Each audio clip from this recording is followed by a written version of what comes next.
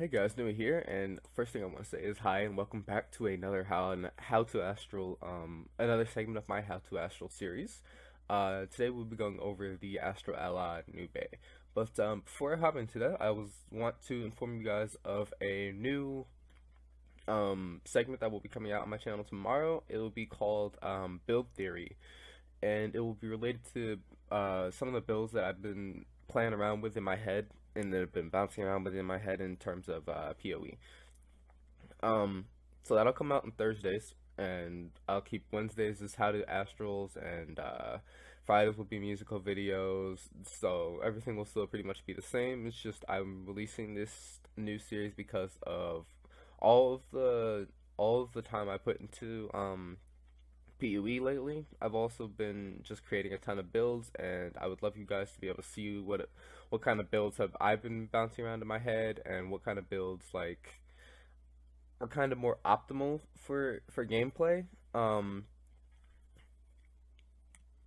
guess I don't have a whole lot of experience with PoE yet, but I do want to kind of get some more long-term players views on my build, and some looks into what things I could tweak, and what things are like, what things are better and what things are worse. So that's what that segment's gonna be about. But hopping back to this How to Astral video, Nuie is kind of a unique alod because it was one of the newer allods in the 7.1 patch. So it's been around for a little bit, but not too long, so it's basically new. But it's basically an entire alod devoted to the worm faces and different demons and stuff. It also has well, no, it's pretty much all worm faces and demons. So basically it's still set in the new Aeodis place though, so there's still gets the feel of all of the Greek culture kind of thing that the I don't know, Aeodids, whatever their name is. You know what class I'm talking about. Their feel of all their places. But the first boss here is basically just a fire-based boss. As a tank, you just kind of need to stand out of these fire circles, as well as that ground slam that he does. That's a targeted ability, so just be aware of that and who he's targeting and move out of the way. Also, there is a group slow that grows out off of this boss, so be sure to purify that. I know it can be purified with Bard Sonata, so you can pull it off with that, but just be aware of that because it is kind of it's a pretty decently large and long duration slow, so it does kind of affect the gameplay of that boss fight because it makes it difficult to escape the fire. But yeah, it's basically just that. It's not a big deal, but it can be a little bit tricky to deal with if you're not prepared for it. Actually, most of this allied is kind of like that, where the bosses themselves aren't really that difficult. But if you've never seen the mechanics before, or don't really understand the mechanics regardless, they can still be pretty tricky. The main reason I say this is actually come as we head up to this next boss, which the first part of it you have to swim underwater for. The easiest way to reach her is to go down the hill on the other side and then swim over to her. But everyone in your party doesn't need to go down there. Like, the first person who talks to her will start the party, and it'll teleport everyone to her domain. But be aware, this boss is a little bit glitchy. I'm not sure if they have fixed the bugs with her. They have done a couple recent random maintenances, but I'm not sure if these actually been focused on fixing this alloy or anything like that. But I can't even say these are bugs because I guess they're kind of working as intended. And we all just kind of assume that this screen around this room is like a shield, but I guess it could just be working as intended, where these bosses will do, or these ads in this boss will do like a pulse effect, and they'll push people back. But if you're close to the edge-ish when this pulse effect goes off, you end up getting knocked off just like that. So I'm not really sure if this is like accidental or if this was meant to happen, or I'm not really sure what, because I wasn't, as you guys could see, I wasn't really that close to the edge, but the pulse range still knocked me off, and I don't know. There's just like yeah, it knocked a couple of us off. There was really no. I'm not really sure if there's a way to stop that or if there was something I did wrong with that, but it seems just weird for them to be able to knock you off. I guess I understand, like, it's a pulse, so I guess, you know, some people have knocked people off during during Dominion, so things like that have happened, so I guess I should have just expected it and been more aware of it, but I don't know. It's just kind of a weird mechanic. But the next boss in here, yeah, the next boss in here is kind of exactly like that, where if you're not careful enough, you can just end up getting pulsed off, and the ads as well as the boss do decent enough damage that getting pulsed off, especially if you're a tank. I'm sorry. I am very sorry for that, guys. But especially if you're a tank or or a healer, it can be pretty deadly to your party. So just be aware of that ability to happen, though it typically doesn't. But hopping into the next boss, her mechanics are basically she basically has three mechanics. The first mechanic is a teleporting phase, where she teleports, spawns a whole bunch of bombs around her, and targets one character, and then detonates the bombs. The second major thing she does is a pulse. Much like what you just saw, it can have the ability to knock people off, so be aware of that. And the third major thing she does, well, not that she does so much, I guess, but that the platform in the middle of the fight does, is randomly picks one person and causes them to dance. Yes, I said dance. It causes them to dance and basically makes it so they can't do anything. I think it is peerable, I'm pretty sure, so if you have a healer, they should be on the lookout for it and try to parry it. And if you have a bard in the party and your healer gets CC'd by it, you should be trying to use Sonata to purify it. But yeah, that's basically her three abilities. As you can see right there, she is an archer, so no matter where you are on the map, she can pretty much hit you. Unlike you may have to reposition, as I did right here, to be able to get to and target her. But as she switches around, she drops aggro. So you may have, as a tank, especially if you get CC'd away from the fight, like I just did, and I continued to do actually during this fight, you may have to reposition yourself to be able to re-grab that aggro and then get back onto her. And but again, be aware of where you're tanking her at. I would suggest tanking her near, so that your back is to this this podium in the middle, so that if she pulses you back, you don't get pulsed off. Because once you're pulsed off, you're pretty much locked out of this fight.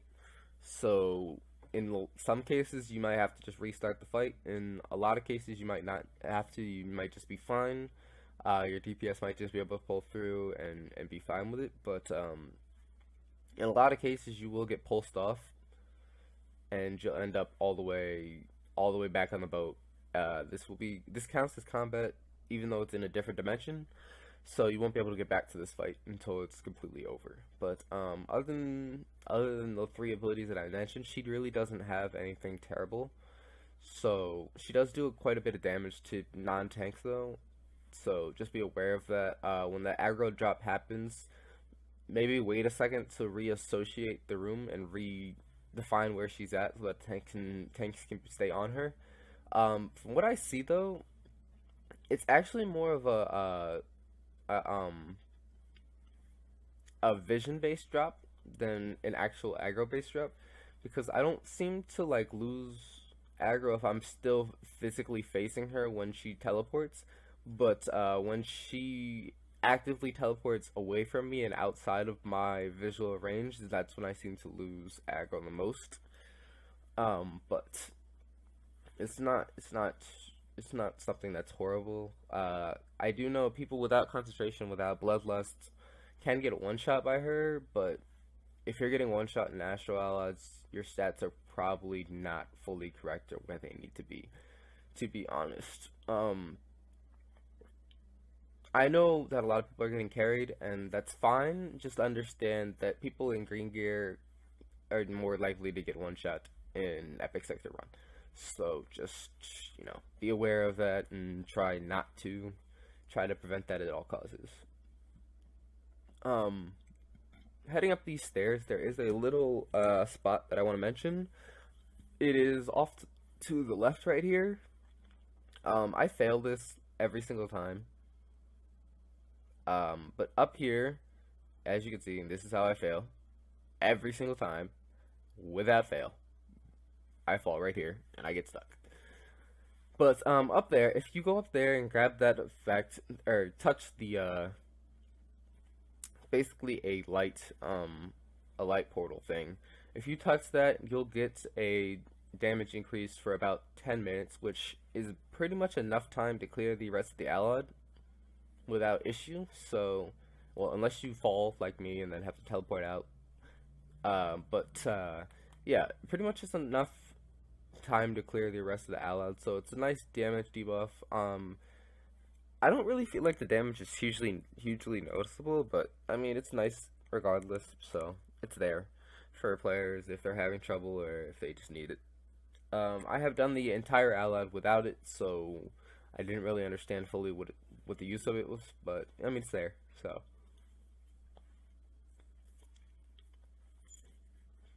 but as we ride our way back, just taking in all the scenery and all these demons that are just kind of attacking the city. I really don't want to talk too much about the ad packs because they're really nothing serious. They're just kind of basic ad packs. They have some smaller mobs that do like debuffing and shackling, and then they have some bigger mobs that just kind of do damage. But there's nothing really humongous to worry about with them, so I won't spend a lot of time on the ads this time. So instead I'm just gonna talk about the next bosses, because once again the next boss can be a little bit buggy too, especially if you're doing this towards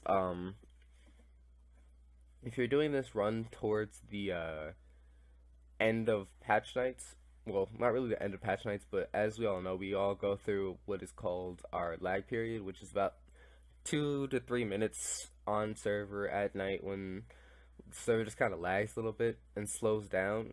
If you're doing this astral during that, first off, just leave at the beginning, because if it's getting close to that time, you probably are not gonna reach any of these bosses before the lag actually hits, and if the lag hits during these bosses, it's more than likely to reset.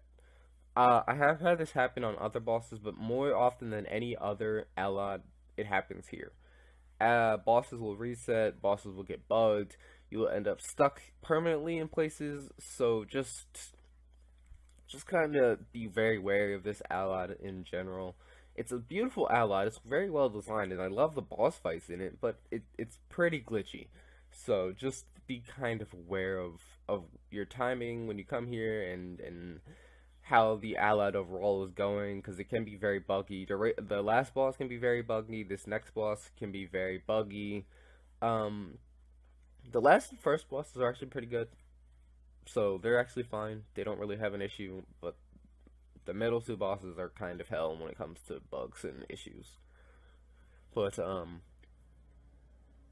don't know. Yeah, it's just like weird moments. I think I spent about 1 hour in here at one point just because I was stuck, and we were all stuck, and we wanted to progress because we had killed the boss, but we could not progress regardless of what we did beyond the actual path of this game. It was just kind of stuck, like we were just kind of stuck in this fight, and we couldn't do anything about it. So this is the third boss fight. It looks much like the last boss in Tennessee's Temple, or Tenassee's Temple, however you say it. His name is Muck. He has very similar aspects to him as the last boss as you are leveling, but the difference being, instead of starting out small, he starts out big and splits into smaller versions of himself. all of which just attack whoever he is targeted to. He also has a hop ability, which is a red AoE circle. It looks like that, and he will hop on top of you, as well as these, as well as a poison dot that goes out, as well as these 3 minions of his that come up behind you and attack and explode in AoE circles. The preferable way to do this boss is to have your tank faces back towards these poison things. For me, anyways, this is my preferential way. There may be better ways, but this is my preference is to have my back face to these things, because they don't explode for enough damage onto me to bother me. But I prefer not to let DPS hit them at all, because they do tend to deal quite a bit of damage to DPS. So I would prefer to let DPS take that, or let a tank take that, and then DPS just line up in the middle or to the side or whichever area that he hits to just take the damage from that. But that's pretty much all the third boss really is. But if you, again, lag time can get you, 1, that boss will reset, and then he won't spawn. 2, that boss will die, and then you'll be stuck inside that little area. Or 3, you'll end up teleported outside of that area. The boss will not spawn, and you will not be able to progress at all. So just be aware of those 3 bugs that sometimes occur on this allod. They are kind of seriously bothersome. So I hope they patched it or something, or fixed it in the recent maintenances, but I'm not really sure. So just be aware that they may still be persistent errors. But heading up to the last boss here, again, this outlet is really great in terms of design and the feel of it and what they were trying to do. They even brought back Goliath from Wandering Island, if you guys remember him from a long time ago, or if you've just been leveling lately. They even brought back him and have him make an appearance here. So he was right up to the right. I didn't go up and talk to him, but he was right up to the right at the end, towards the end, getting up to this boss. But this boss works in phases. He's he's pretty easy, but his phases work basically off of,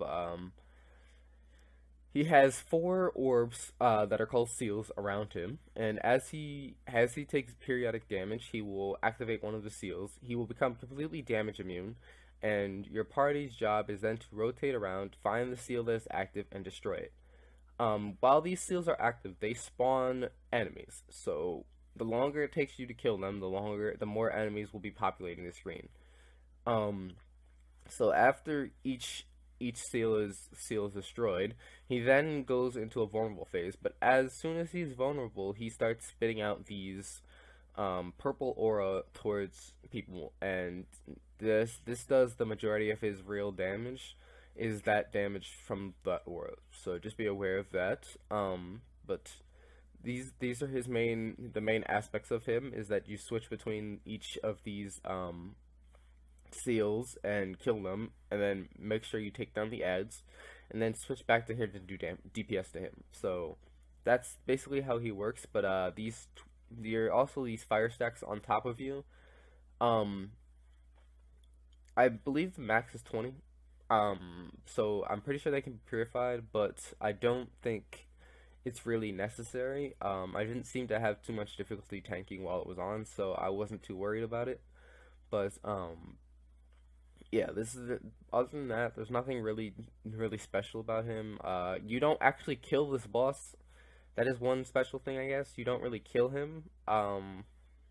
He kind of just dies from his own stacks together from the death of all his seals. He kind of dies.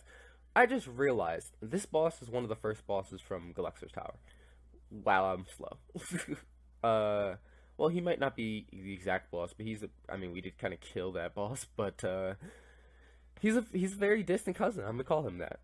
So I hope you guys enjoyed this video. I hope it was helpful to you, and I hope you guys enjoy my next series that's coming out tomorrow, and I hope you continue to like and subscribe my channel. So I'll catch you all later, and I will continue doing videos like this for y'all.